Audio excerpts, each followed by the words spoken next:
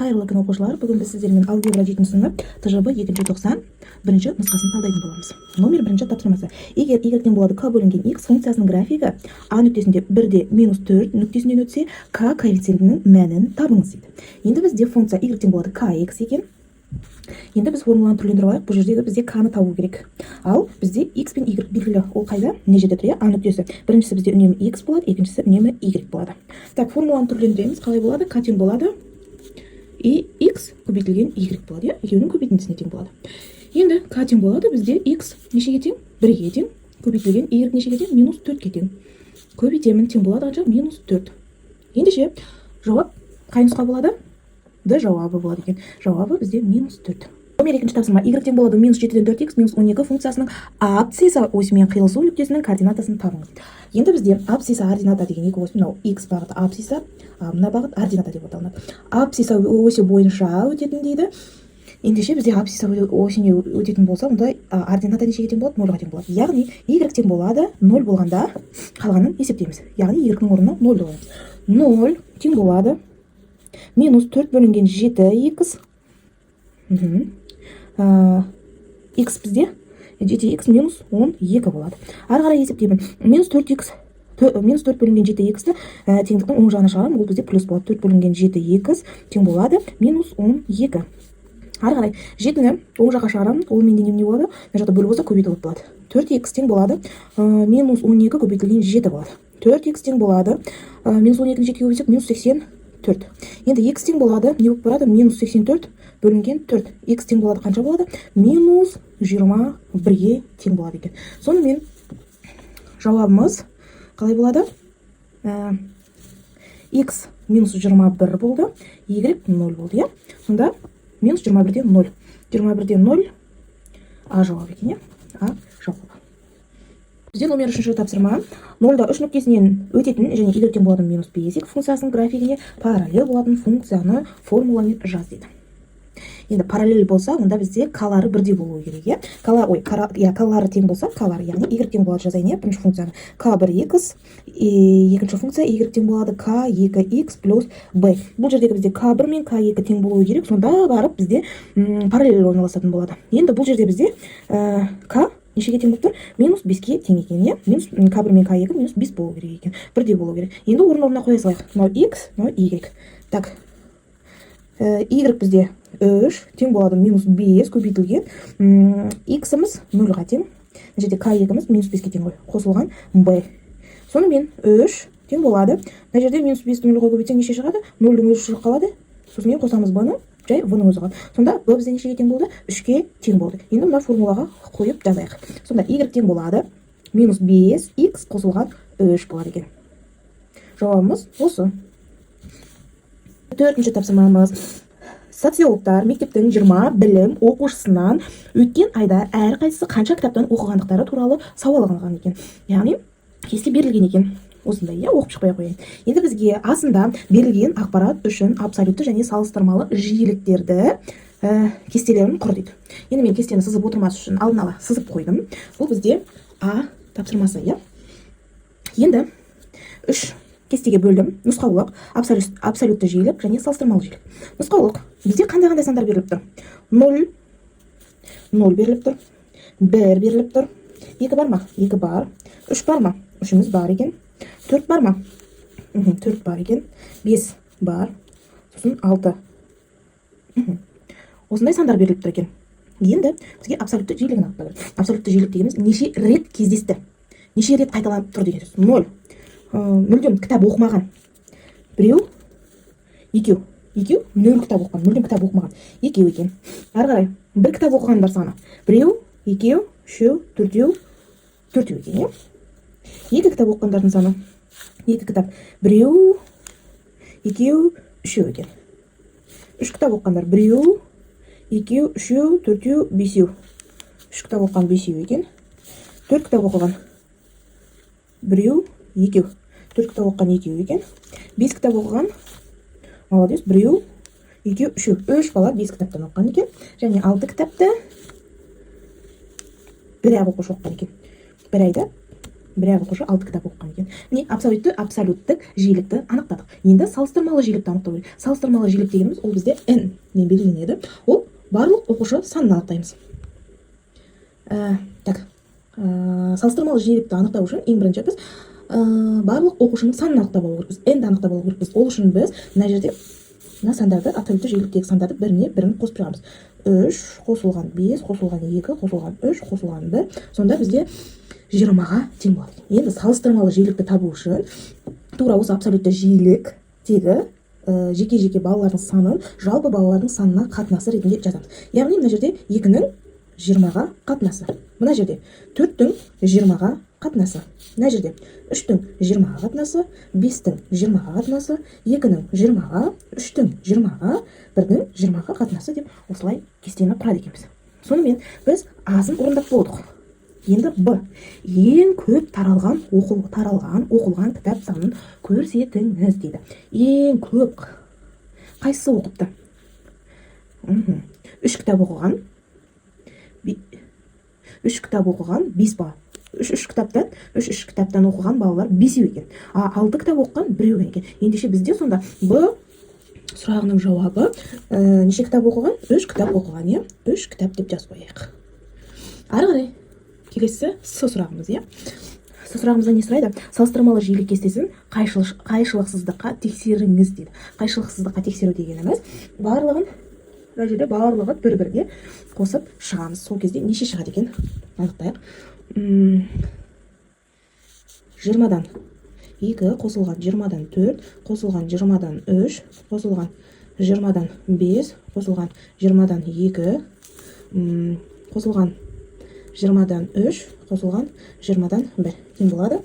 Топтық бөлім бізде 20 екендігі белгілі.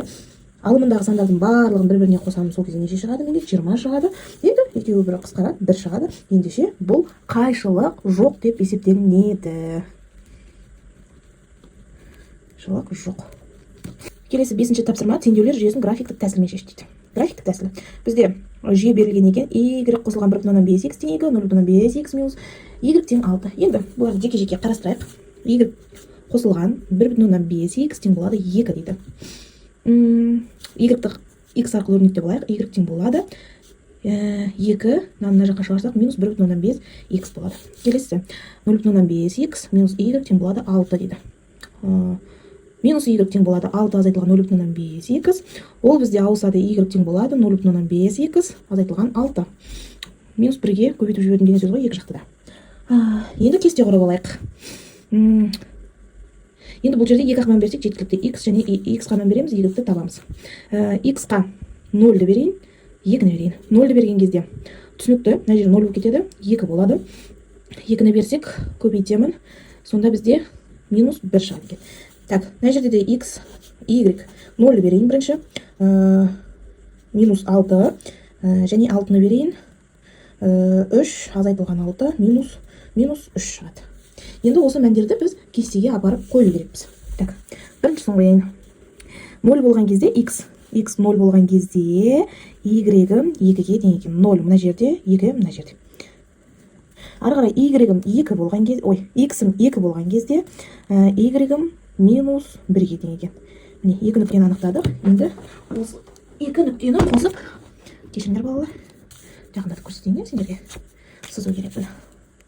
Так. Ой, кешіріңдер, мына жер қатты қисық болып кетті. Ары қарай келесін сам 0-да минус 6. 0-да минус 6. 6-да минус 3. Енді осы 2 нүктені қосамын. Так. 2 нүктені қостым. 2 нүкте қай жерде қосып сыздым. Енді 2 сызбамыз қай жерде қиылысып тұр? Міне мына точкада қиылысып тұр. X бойында нешеде қиылысып тұр? 4-те. 4 және Y-дің бойында минус 4-те қиылысып тұр. Ендеше жауабымыз 4-те минус 4 деген сөз.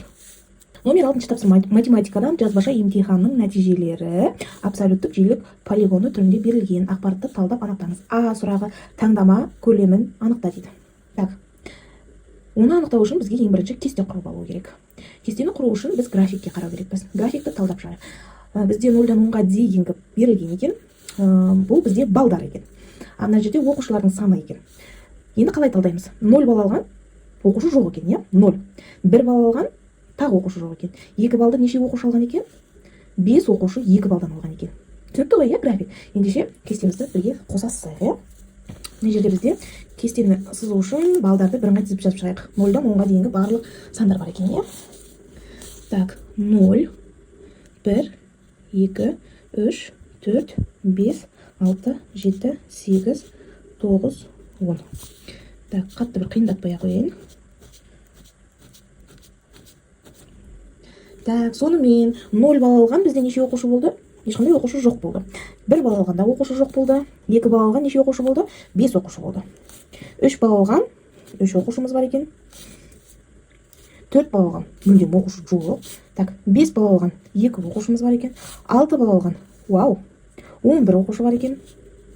Не 11-ге барып тұр, балалар? 6 балл, 7 балл алған 10 оқушымыз бар екен. 8 балл алған 4 оқушымыз бар екен. 9 балл алған 5 оқушы бар екен. 10 балл алған бір ғана оқушымыз бар екен. Енді көлемін анықтау үшін не істейміз? Енді табу керекпіз. N тең болады 0-дар керегі жоқ. Барлық балалардың санын бір-біріне қосып шығамыз. 5 қосу 3 қосу 0 керегі жоқ. 2 қосылған 11 қосылған 10 қосылған 4 қосылған 5 қосылған 1 тең болады. Жауап бізде 40 шығу керек. 40 болады. Яғни А жауабы бізде 40-қа тең екен. Енді бұл бізде Асы. Б сұрағы не дейді бізде? Көпшілік оқушылардың алған балы. Ең көп балды қай оқушы алған екен? Қанша оқушы алған екен? Көпшілік оқушылардың. Яғни көп оқушылар қай балды алған екен?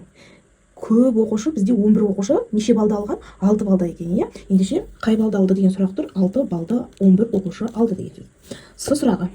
Егер 8, 9, 10 балдарын жоғары нәтижеде есептесек, 8, 9, 10 есептесек, нәтиже көрсеткен оқушылар, жоғары нәтиже көрсеткен оқушылардың пайызын анықтаңдар дейді. Ендеше не істейміз? N.